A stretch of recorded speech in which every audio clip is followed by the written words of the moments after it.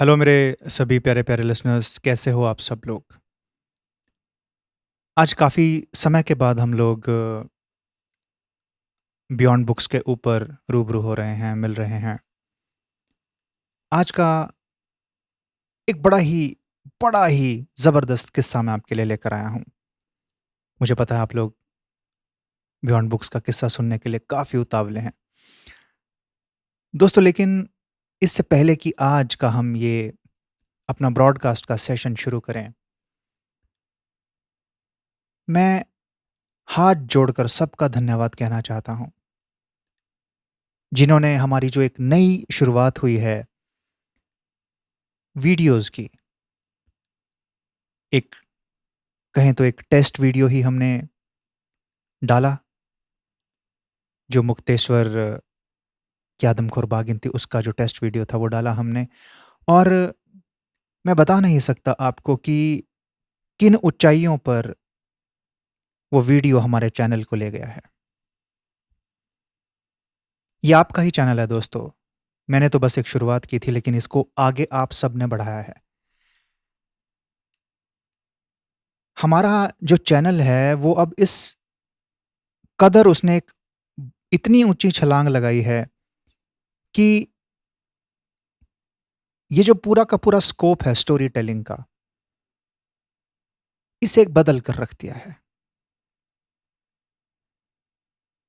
दोस्तों, इसके पीछे कितनी मेहनत है वो मैं अगर आपको एक्सप्लेन करने लग जाऊँ, तो शायद हमारा सारा का सारा समय बीत जाएगा और फिर मुझे कुछ कमेंट्स आने लगेंगे कि इतना समय बर्बाद कर दिया। देखिए, आप सब मुझे दिल से बहुत प्यारे हैं, मेरे दिल के बहुत करीब हैं। मैं आपको इतना बताना चाहूँगा, सिर्फ़ आप समझ जाइएगा, कई बातें शॉर्ट में भी बताई जाएँ तो समझ में आ जाती हैं। और मैं ये बताना चाहता हूँ कि दोस्तों, ये जो चश्मा देख रहे हैं आप मेरी आँखों पर लगा हुआ है, ये पहले कभी नहीं था। ये अभी हाल ही के आपने देखा होगा कुछ 2-3 एपिसोड से ही, या पिछले 15-20 दिन से ही मेरी आँखों पर लगा है। उसका कारण वही है कि हम अपने चैनल को जो सबसे नंबर 1 जो बना रहे हैं, जो कि उस वीडियो के कारण ऑलमोस्ट बन चुका है, कि जो स्टोरी टेलिंग का पूरा फ़ील्ड है यूट्यूब के ऊपर, उसको बदल कर उसने रख दिया है। और wilderness is amongst the most loving या लवेबल चैनल आप कह सकते हैं, जो लोग सुनना चाहते हैं, देखना चाहते हैं। परंतु उसके लिए कुछ सैक्रिफाइसेस करने पड़ते हैं, और वो मेरी आँखें हैं जिनको सैक्रिफाइस किया गया। आँखों के अंदर बहुत ज़्यादा रेडनेस, बहुत ज़्यादा पानी, क्योंकि 24 में से लगभग 17-18 घंटे मेरा स्क्रीन टाइम हो गया था, पिछले कुछ समय से, जब से मैं ये इन इस चीज़ के ऊपर काम कर रहा था दोस्तों। और जब दिखाया गया तो नज़रें काफ़ी कमज़ोर थी और इस वजह से चश्मा लगाना पड़ रहा है। ख़ैर, मुद्दा वो नहीं है, इस बात का मुद्दा नहीं है, मुद्दा ये है कि क्या बेहतरीन रिस्पॉन्स आप लोगों ने दिया है। मेरी मेहनत का तो यही फल है। दोस्तों, मैं आपको ये बताना चाहता हूँ आज एक चीज़, कि हम बहुत महीन तरीके से काम करते हैं अपने चैनल्स के ऊपर। वीडियोज़ को इस प्रकार से क्रिएट करना, ये काफ़ी समय से होता हुआ आया है, लेकिन जो हंटिंग स्टोरीज़ हैं, हंटिंग स्टोरीज़ के अंदर जो पेस है, जो एक्सप्रेशन ऑफ द फेस है, ये चीज़ें बड़ी मायने रखती हैं। इनको निकाल कर लेकर आना और उस हिसाब से वीडियो को क्रिएट करना, ये मैं आपको दिल से बता रहा हूँ, ये कोई आसान काम नहीं है। और यही कारण है कि स्क्रीन टाइम बढ़ जाता है, 20-20 घंटे काम करना पड़ता है, तब जाकर इस प्रकार की चीज़ें प्रोड्यूस की जाती हैं। ये हमारी शुरुआत थी दोस्तों, और आपको जानकर ये खुशी होगी कि इस चीज़ को हम अब बढ़ा रहे हैं, क्योंकि मैंने कई फीडबैक्स लिए हैं जो वीडियोज़ के ऊपर आए हैं, और उसमें सबसे बड़ा जो फीडबैक मुझे ये लगा कि कहानी छोटी थी। मैं मानता हूँ 12 मिनट की कहानी थी, उसमें हमने शॉर्ट में मुक्तेश्वर के आदमखोर को कवर किया। देखिए, 12 मिनट की कहानी बनाने के लिए मुझे 10 से 12 दिन देने पड़े। अब आप समझ सकते हैं कि कितनी मेहनत है। लेकिन धीरे-धीरे इन चीज़ों को और अच्छे तरीके से, सिस्टमैटिक तरीके से किया जा रहा है और मेरी उम्मीद है कि मैं आपको लॉन्गर वर्ज़न ऑफ बेहतरीन स्टोरीज़ आपके सामने लेकर आऊँ, जिसमें आप सिर्फ़ सुने ही नहीं, आवाज़ें फ़ील नहीं करें, बल्कि देखें, अपनी आँखों से देखें, उस रीजन को, उस एरिया को, उस टाइम को, उस एरा को जिएँ, देख कर जिएँ। यही मेरा कर्तव्य है, यही मेरा फ़र्ज़ है और इसी के ऊपर मैं काम कर रहा हूँ दोस्तों। और आगे हमारे चैनल्स के ऊपर इस प्रकार का कंटेंट आने वाला है, जो अनमैचेबल कंटेंट होगा और आपको खुद ही देखकर, सुनकर पता चल जाएगा। इतना प्यार, इतने कमेंट्स आप लोगों ने किए हैं और ज़बरदस्त एक मतलब एक जो एक कहते हैं ना कि बिल्कुल नंबर 1 जो रिस्पॉन्स दिया गया है वीडियो को, वो बेहतरीन था, बहुत बेहतरीन। और मुझे इंस्टाग्राम के ऊपर भी बहुत मैसेजेस आए हैं, बहुत मैसेजेस आए हैं। मेरे जो सबसे पहले सब्सक्राइबर थे और वो हैं भी, अभी मेरे भाई ही हैं, वो चौधरी जी जो पंजाब से हैं और उनका कल रात को इंस्टाग्राम पर मैसेज आया, बहुत ज़बरदस्त उन्होंने मुझे इंस्टाग्राम के ऊपर मैसेज दिया है। चलिए दोस्तों, आज का हम अपना ये बेहतरीन किस्सा शुरू करते हैं बियॉन्ड बुक्स के ऊपर। दोस्तों, जिस प्रकार से हमारे हिंदुस्तान में या जो एशियन कंट्रीज़ हैं, इनके अंदर जैसे जो टाइगर्स के किस्से हैं, जो बंगाल टाइगर के किस्से हैं, एक लेगेसी है, एक इतिहास है पूरा। इसी प्रकार से दोस्तों, जो रशिया है, रशिया का भी अपना एक इतिहास है। हम लोग अक्सर अपने भारत के किस्से, बांग्लादेश के किस्से ये कवर करते रहते हैं। मेरी बाकी स्टोरीज़ के अंदर आपको ये सब कुछ सुनने को मिलता है। लायंस के किस्से जो गिर के हैं, वहाँ के कवर करते रहते हैं। इसलिए आजकल मेरा फ़ोकस फ़ार ईस्ट रशिया के ऊपर है, जहाँ पर इस प्रकार के किस्से हैं दोस्तों, जो शायद आपने पहले कभी सुने नहीं होंगे और हमने कई किस्से आपके सामने रूबरू भी किए हैं, लेकर आए हैं। आज का किस्सा दोस्तों, आज का किस्सा इंसानी दिमाग से, इंसानी समझ से परे है। इंसान को ये सोचने पर मजबूर कर देगा कि ऐसा कैसे हो सकता है। हालाँकि हमारे जितने भी किस्से होते हैं बियॉन्ड बुक्स के ऊपर, उसमें मैक्सिमम किस्से ऐसे ही होते हैं जिसमें हम सोचते हैं कि यार ऐसा कैसे हो गया, लेकिन आज का किस्सा कुछ ख़ास है दोस्तों। फ़ार ईस्ट रशिया में एक जगह है उल्चिस्की डिस्ट्रिक्ट। अब फिर से बात वही आ जाती है प्रोनाउंसिएशन की। मैं खुद जब बोलता हूँ तो मैं स्पेलिंग बता देता हूँ, ULCHSKY। अब इसे अल्चस्की, उल्चुस्की जो भी कहना चाहे, ठीक है। उल्चुस्की जो डिस्ट्रिक्ट है, फ़ार ईस्ट रशिया, दोस्तों कुछ 60 या 70 साल पुरानी बात है।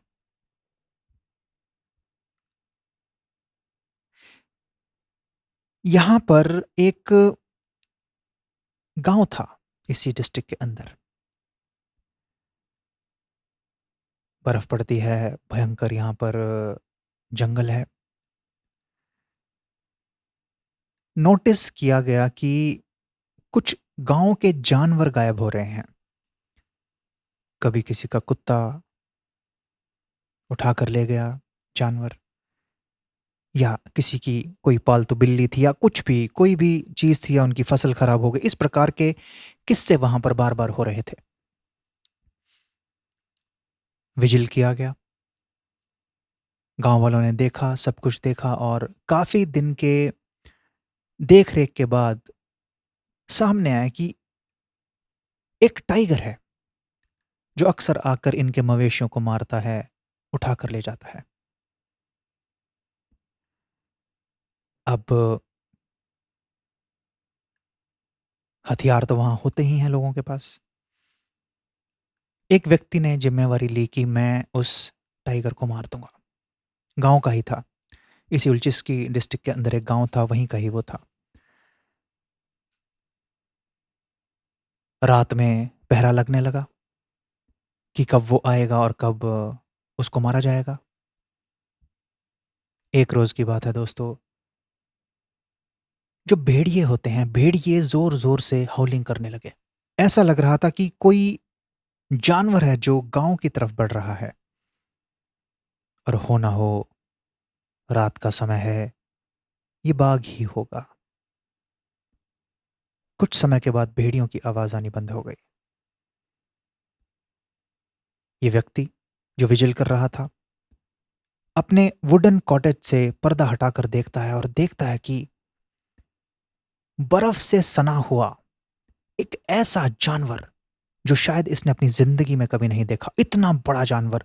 पहले तो उसे लगा कि ये टाइगर है या कोई जानवर ऐसा है जो आज तक कभी देखा नहीं गया, क्योंकि उसका साइज इतना बड़ा था।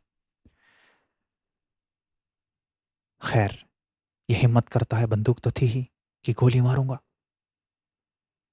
गोली मारने के लिए दोस्तों, अपने कॉटेज का जैसे ही यह दरवाजा खोलकर बाहर निकलता है, तो एक लकड़ी की आवाज होती है, कई दरवाजों में से आती है, जो बिल्कुल प्योर लकड़ी के बने होते हैं। जैसे ही वो दरवाजे से आवाज आई, ये जो टाइगर था जो दूर खड़ा हुआ था, जो गांव में एंट्री ले ही रहा था, ये सतर्क हो गया। और जैसे ही ये सतर्क हुआ, इसने एकदम से गर्दन घुमाकर उसी कॉटेज की तरफ देखा। जैसे ही इसने कॉटेज की तरफ देखा, जो बर्फ उसके ऊपर लगी हुई थी वो हल्की फुल्की इधर उधर हुई। और ये जो व्यक्ति था, जो शिकारी था, इसने देखा तो इसे वो टाइगर कम और लायन लग रहा था, क्योंकि इतने बाल थे उसकी गर्दन के आसपास। उसने एक सेकंड नहीं लगाया और गोली चला दी। अब रात का समय, बूढ़ा व्यक्ति, बर्फ से ढका हुआ एक बड़ा सा टाइगर, इसे समझ नहीं आ रहा था वो टाइगर है, लायन है। खैर, लायन तो वहां होते ही नहीं, लेकिन इसे लगा। अब लगने में तो कोई हर्ज नहीं है, लगता तो भूत भी है सामने खड़ा हुआ, पर जरूरी नहीं है ना कि भूत हो। डर के मारे इसके हाथ कांपे, और जो गोली थी दोस्तों, गोली उसके बॉडी पर, उसके पैरों पर जाकर लगी। 0.34 कैलिबर या 34 कैलिबर की ये बुलेट थी, जो उस बाघ के पैर में लगी, और वो बाघ वहां से भाग गया।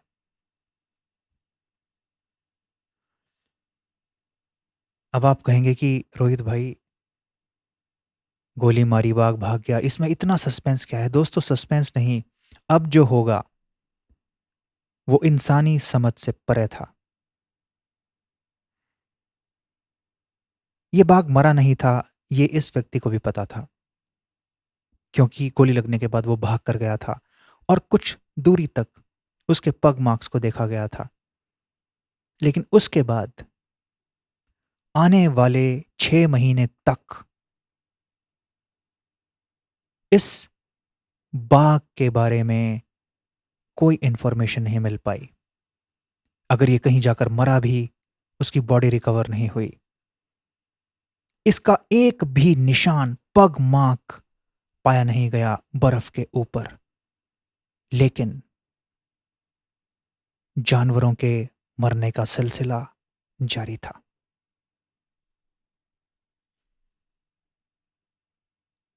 अब ये चीज बड़ी ही अजीब थी कि गोली लग गई है, कोई पग मार्क्स बाघ का नजर नहीं आ रहा है, लेकिन जो जानवर हैं, जानवर रेगुलर बेसिस पर मारे जा रहे हैं।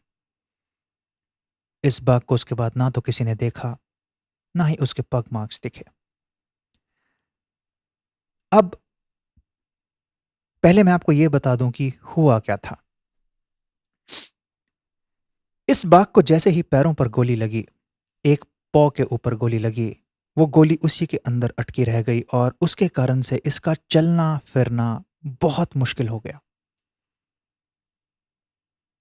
लेकिन आप सोच सकते हैं कि एक टाइगर किस लेवल तक सोच सकता है, वो मैं आपको बताता हूं। इस बाघ को पता था कि इसे अब मार देना बहुत आसान हो गया है, क्योंकि ये ढंग से भाग नहीं पा रहा था। ढंग से चल भी नहीं पा रहा था। अगर इसके पग मार्क्स को ट्रैक कर लिया गया तो इसे जल्द ही वहां के लोग मार देंगे, क्योंकि लोगों के पास बंदूकें होती थी। इसलिए सबसे पहला काम जो इसने किया वो था अपने पग मार्क्स को छिपाना। अब अगर ये अपने पग मार्क्स को छिपाएगा तो ये खाएगा कैसे, शिकार कैसे करेगा, भूखा भी नहीं रह सकता। इसने दूसरा काम किया, एक ऐसी लोकेशन चूज करना जहां पर इसे खाना पीना भी मिलता रहे।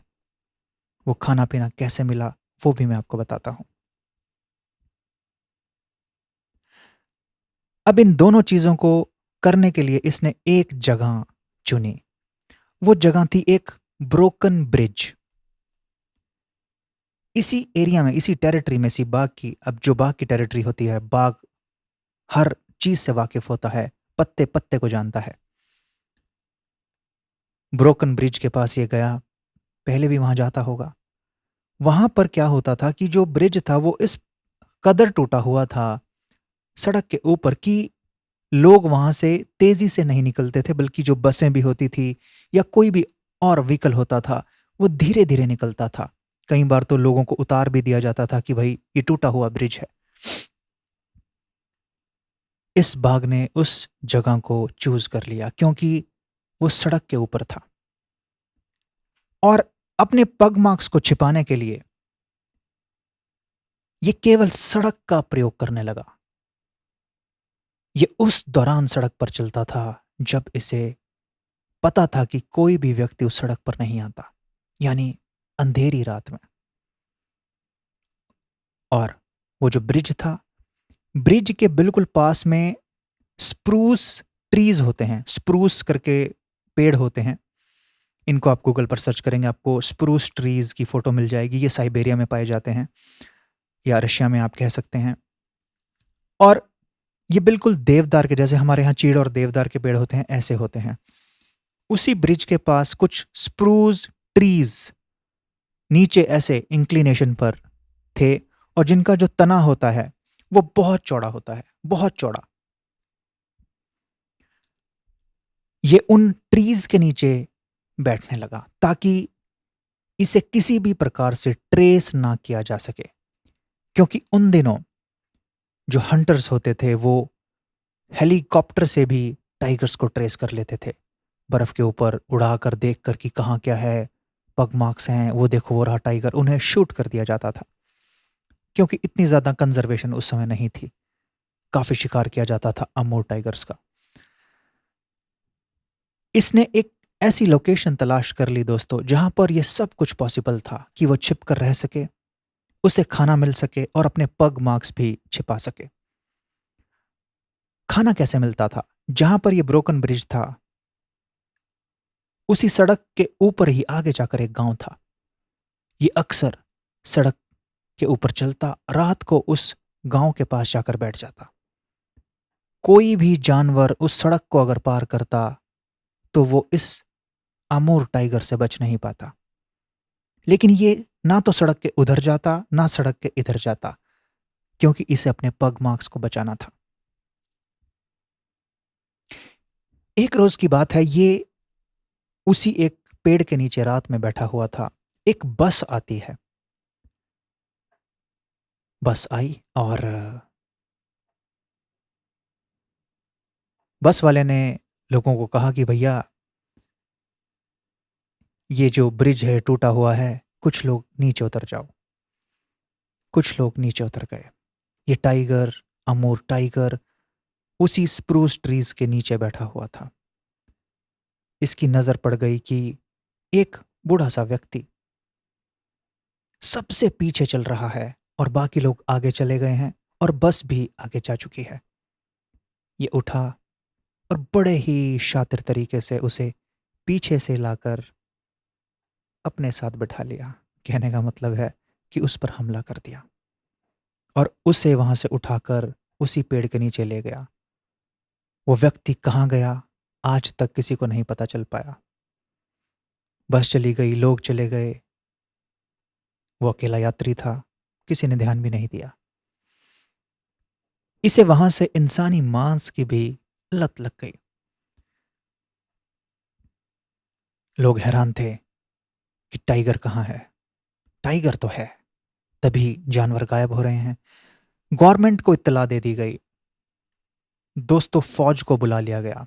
रशिया की फौज को हेलीकॉप्टरों के साथ, हर प्रकार के हथियार के साथ, कोई भी व्यक्ति उस एरिया के अंदर भी, ऊपर हेलीकॉप्टर उड़ रहे थे पूरे इस उल्चिस्की डिस्ट्रिक्ट के ऊपर, लेकिन वो जो ब्रोकन ब्रिज था उसके बारे में किसी का ध्यान आकर्षित ही नहीं हुआ उस तरफ। लोग समझ ही नहीं पा रहे थे कि ये अटैक्स हो कहां से रहे हैं। और वो बाघ उस समय भी उसी ब्रोकन ब्रिज के एक स्प्रू ट्री के नीचे बैठा हुआ था। जब ऊपर हेलीकॉप्टर उड़ रहे थे, उसका दिमाग इस कदर इस लेवल पर चल रहा था, उसे पता था कि अगर मैं पेड़ के नीचे भी बैठा हूं तो मुझे ऊपर से कोई नहीं देख सकता, और एक टूटा हुआ ब्रिज, किसी की नजर वहां क्यों ही पड़ेगी। खैर, हार गई थी आर्मी। ढूंढ नहीं पा रहे थे कि ये बाघ गया तो गया कहां।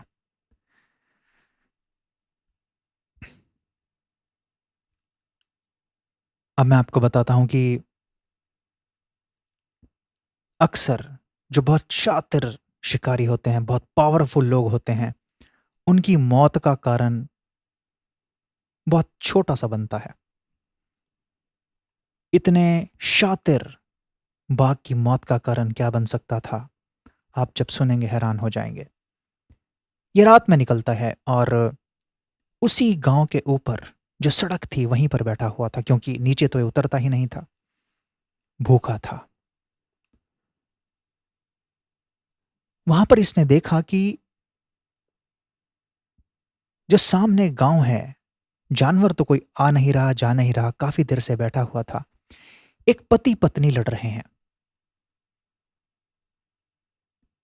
अब बाद में पता चला कि पत्नी ने बहुत ज्यादा मदिरापान किया हुआ था, पति ने भी किया हुआ था।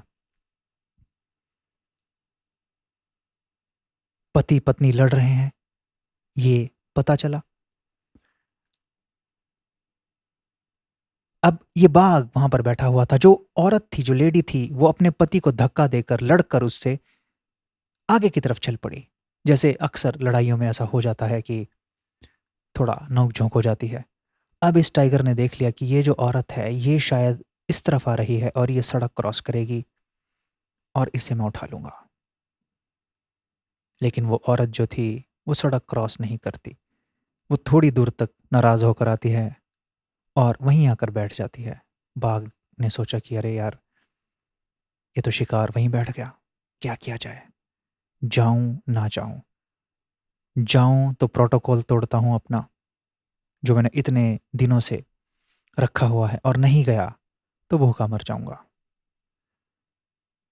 औरत वहां पर बैठकर चिल्ला रही थी, रो रही थी, दहाड़ रही थी, क्योंकि मदिरापान किया हुआ था। इसने अपना प्रोटोकॉल तोड़ दिया। इसने सोचा कि ये इतना चिल्ला रही है, इसे उठाकर ही ले आओ। ये बाघ वहां पर जाता है। जैसे ही, क्योंकि चलने में तो दिक्कत थी ही इसे, जैसे ही उस औरत के पास पहुंचता है, औरत जोर जोर से चिल्लाती है, टाइगर टाइगर टाइगर। उसका पति, जो घर में बैठा ही मदिरापान कर रहा था, जब अपनी पत्नी की आवाज सुनता है, वो फटाफट से अपनी राइफल लेकर आता है, देखता है बाघ की तरफ और शूट कर देता है। वो मदिरापान में इतना डूबा हुआ था कि मिस फायर हो गया। और जो बाघ था, बाघ ने जो गलती की थी उसका उसे पछतावा हुआ, और वो बेतहाशा इधर उधर भागा और सीधा अपने उसी ब्रिज के नीचे जाकर बैठ गया। लेकिन इस हलचल में, इस जल्दबाजी में उसने गलती तो कर दी थी। उसने अपने पग मार्क्स को एकदम विजिबल कर दिया था। सुबह होती है, फिर से पुलिस आती है, आर्मी आती है, और उस बाघ को ट्रैक किया जाता है उसके पग मार्क्स के थ्रू। तो उसके पग मार्क सीधे उस ब्रिज की तरफ ही पॉइंट आउट कर रहे थे। उस एरिया में पूरी गश्त बढ़ाई जाती है, जबरदस्त तरीके से रात दिन विजिल किया जाता है। अब उसे निकलना तो था ही। एक रात को बाघ निकलता है, क्योंकि लोकेशन ऑलमोस्ट कन्फर्म हो गई थी कि इसी एरिया के अंदर वो है। 14 फायर किए जाते हैं रात को, जिसमें 2 फायर इस बाघ को अनफॉर्चुनेटली लगते हैं और ये मर जाता है।